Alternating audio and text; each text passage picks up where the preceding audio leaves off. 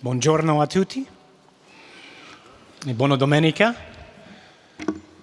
Questo è un giorno molto importante per noi qui alla parrocchia di OLGC, perché noi oggi cominciamo questo nuovo inizio, si chiama Rerouting. Che cos'è Rerouting? Come mai Rerouting? Cosa vuol dire Rerouting? Rerouting ha come il motivo di aiutarci di conoscere Gesù di più, ma non soltanto di conoscere Gesù, ma più importante di seguire Gesù, di amare Gesù, di abbandonare noi stessi a Gesù. Questi sono i motivi. Anybody lost right about now? You should see the looks on your faces, right? Although, to be honest, and don't get me wrong here, the looks on your faces right now aren't all that different than the looks on your faces many Sundays. What in the world is that guy up there talking about? Isn't that a common experience that we have when we come to Mass? Somebody up here in some robes is saying some things, and we don't seem to get it. It's like speaking another language. And we just sit there and we end up asking ourselves, what am I doing here? Why did I even bother to come? Do me a favor, please. If you haven't already, please grab your bulletin and open it up. That's right. Priest actually wants you to read the bulletin during the homily. Actually, not read it, to use it. You'll notice there's something different starting this week. Not just the cover, but on the inside, I want to direct your attention to 2 pages. It's in the very center, pages 10 and 11. On page 10, you'll see an outline of more or less this homily that I'm going to give. On page 11, the facing page, you'll see more or less a blank page with a word in the top that says notes.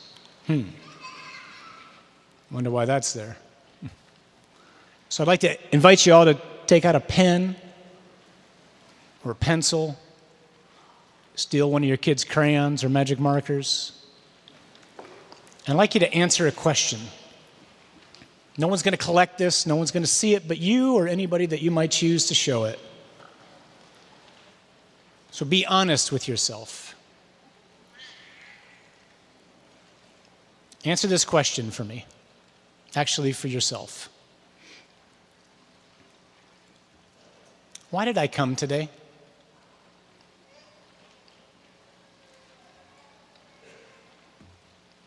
That's the question. Why did I come today? With what expectations have I arrived? Take a moment. Think about that. Put something down.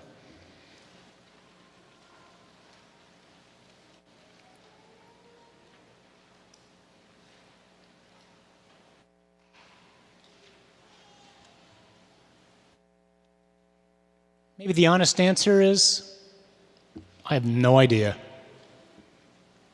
That's okay. That's the honest answer. When I was younger, if I even bothered to go to church, which wasn't very often, if somebody would have asked me that question, my answer probably would have been something like this. Well, I'm here because, I'm Catholic. This is what we do. We go to church on Sundays. Yeah, okay, right. Why? I have no idea. I think a miracle happens every Sunday in every Catholic church, virtually all over the world, at least in Western culture, and it's not the miracle that you're probably thinking of.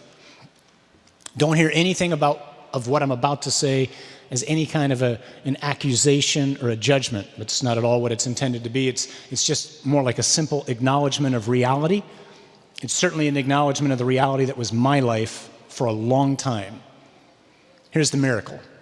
At every Mass, everywhere in the Western world, There are people who arrive late on purpose. They don't sing. They don't respond. They don't read the Bible, and they have no intention of doing so. They don't listen to the homily. Usually, when someone else is preaching and I'm celebrating Mass, like Father Pierre today, I sit there and I close my eyes, not so I can take a nap, but so that I can be free from distractions, kind of listen to who's preaching and listen to the Lord at the same time. A couple weeks ago, when Deacon Dave was preaching, I felt like the Lord said, I want you to open your eyes and I want you to watch. I want you to look. Here's what I saw. Because when you stand here, you see everything. You should come up here sometime. You can't hide. So here's what I see. I see a young woman sitting right there who I know quite well. She's in college. She's not there now, so don't worry. Soon as Deacon Dave kissed the book of the Gospels and we all said, praise to you, Lord Jesus Christ, she whips out her phone. Now, maybe she was taking notes, but I don't think so. Looked like she was texting, doing her email, shopping on Amazon. Who knows, right? Another guy over there, he just kind of gets up, kind of like you. He's walking around, just stretching his legs. Older gentleman here, he just pulls out the bulletin, and I don't think he was taking notes. Two teenagers over by the confessionals, they just turn to each other and start talking. I don't think any of them was trying to be rude. There was no ill intent on their behalf. They just didn't think that what's happening right now was going to be of any relevance whatsoever for them. They were almost pre-programmed to think, oh, this is that time when the guy stands up, he says some things about some things that I don't understand anything about, so there's nothing for me to do. It's like filler. You know what it's like? It's like halftime at a college football game. What's the point? Now, if you got a child in the band or a cheerleader, you might stay and watch and listen. But for the rest of us, halftime, what does that mean? Get up, go get a hot dog, something cold to drink, stretch your legs, relax. It's just something that's got to be there until the guys come back out on the field for the second half. That's how a lot of us, I think it's how I approached the homily when I was sitting out there for years. It's like this ritual that has to happen, but someone's going to speak about some words that I didn't understand. They're going to be irrelevant in my life, and meanwhile, all the anxieties, all the concerns, all the worries, all the fears, all the things that are on my mind when I walked into this place with seemingly go unaddressed. Back to the miracle. At every Sunday Mass in most of the Western world, there are a number of people who are there who don't believe in the real presence of Jesus in the Eucharist. They don't believe a lot of things that God reveals in His Word and that His church teaches. They leave early on purpose. And if you were to ask them as they were on their way out into the parking lot, as they left Mass early, hey, do you got a personal friendship with Jesus? They might look at you and say something like this. What? No, I think you got the wrong church. We're Catholic here. What's the miracle? They're here. They come late, they don't sing, they don't respond, they don't believe in the real presence, they don't listen to the homily, they don't read the scriptures. They don't believe what the church teaches. They leave early. But they're here. You're here. I was there for years. I think that's a miracle. Why come?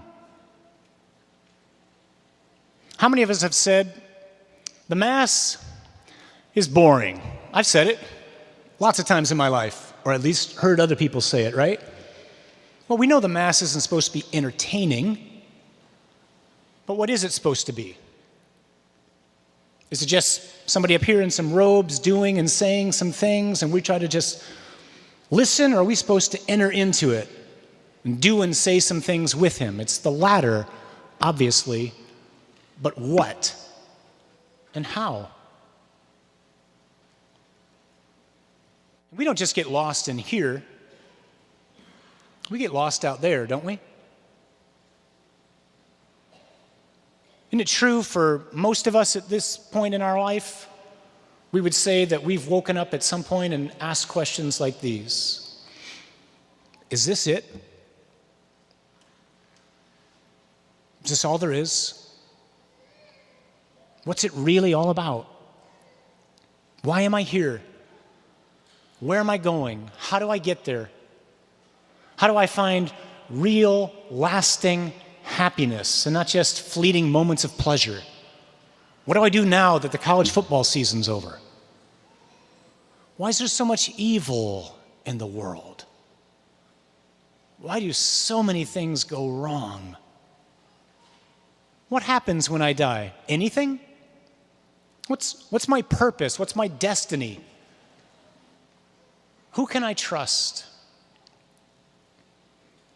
Because of these experiences of being lost both here at Mass and being lost out there, these are the reasons why Father Pierre, myself, Father John the Greater, Father Prentice, Deacon Dave, we've put together this series that we've called Rerouting. It begins today, it continues for the next 13 weeks. And in these weeks that we are on a journey together, we want to take a look at these questions that come to us not only when we're here at Mass, but they come to us outside when we're living our lives. Because God gives answers to these questions. He's revealed to us why we're here, where we're going, and how to get there. He's told us how to find lasting happiness and not just fleeting pleasure. He's explained to us how evil came into the world and what he's done about it.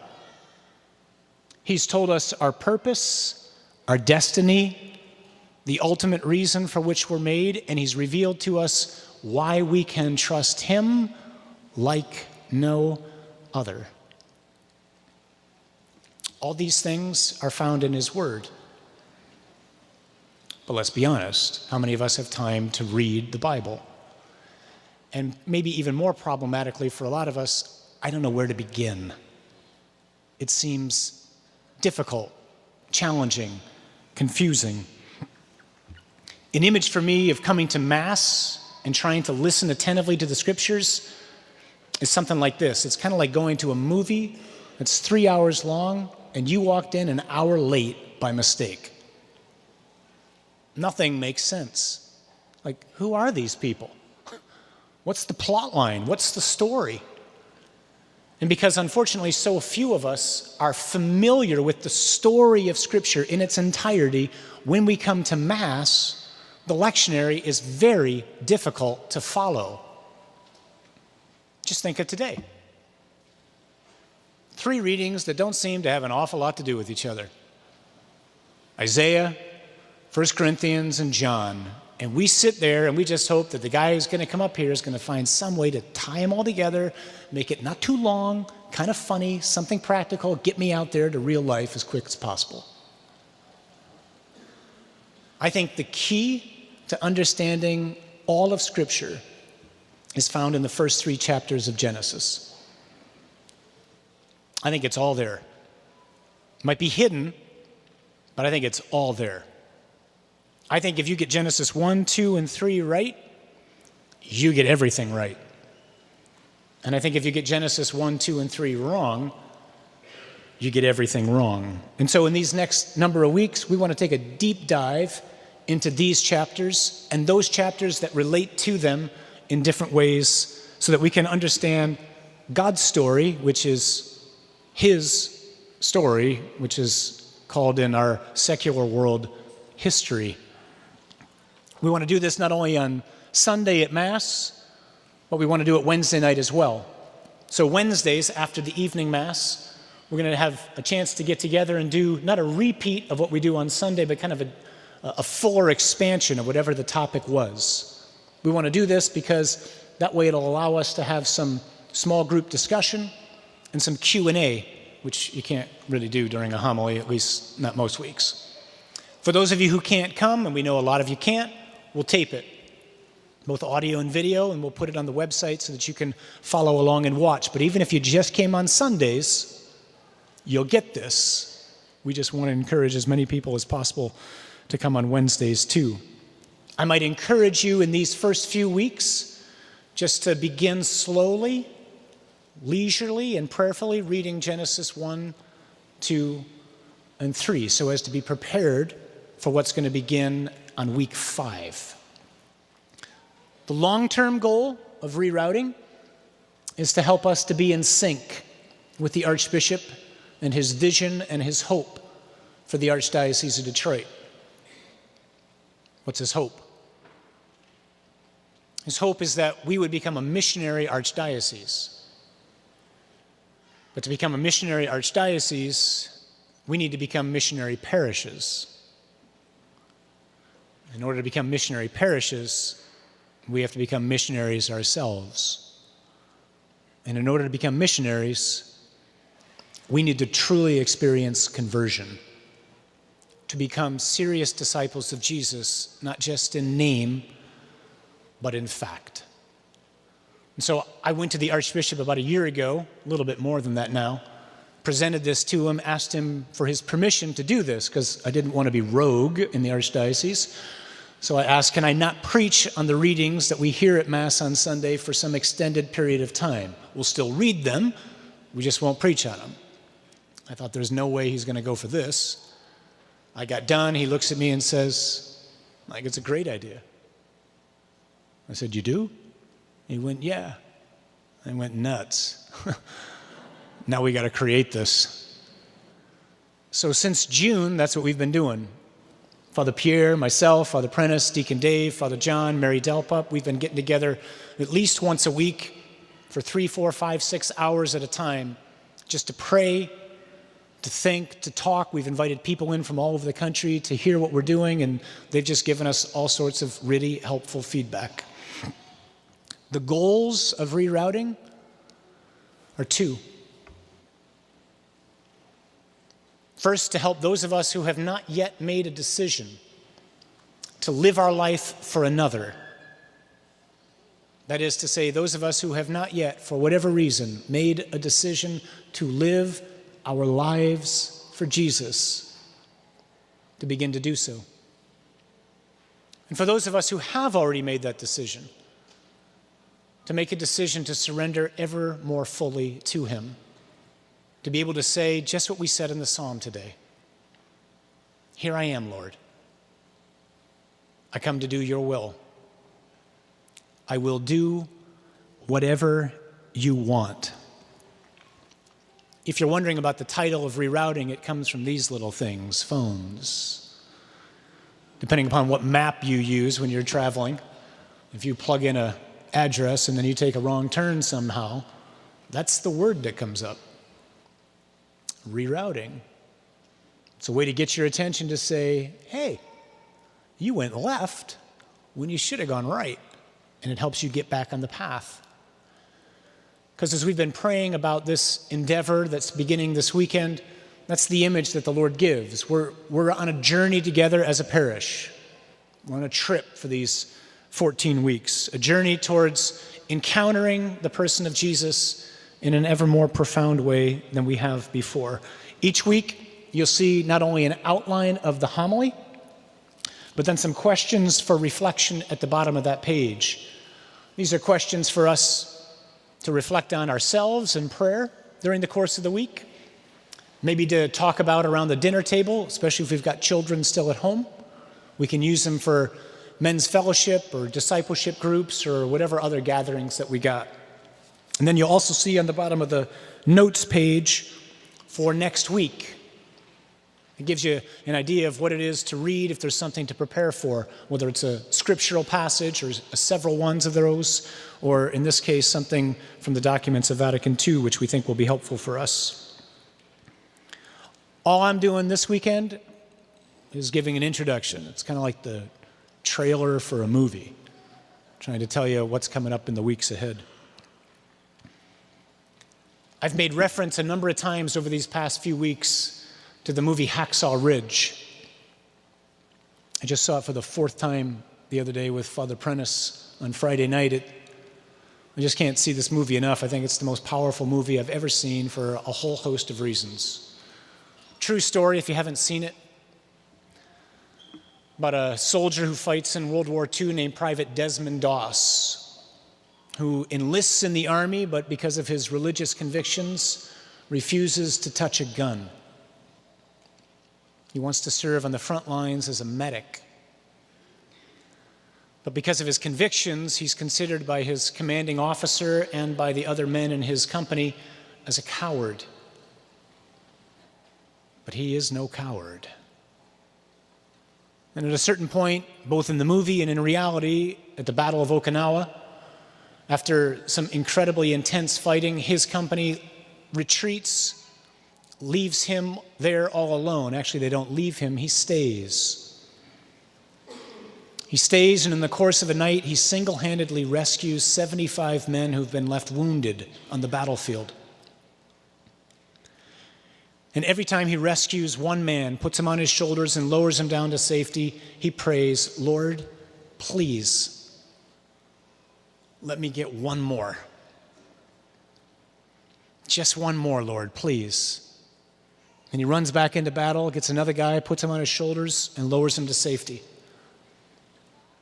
And after he himself is lowered back and reunited with the rest of his brothers in the company, his commanding officer, who had thought him a coward, comes to see him, embarrassed, ashamed, apologetic. And he stands in front of him and he says these words, "All I saw was a skinny kid. I didn't know who you were."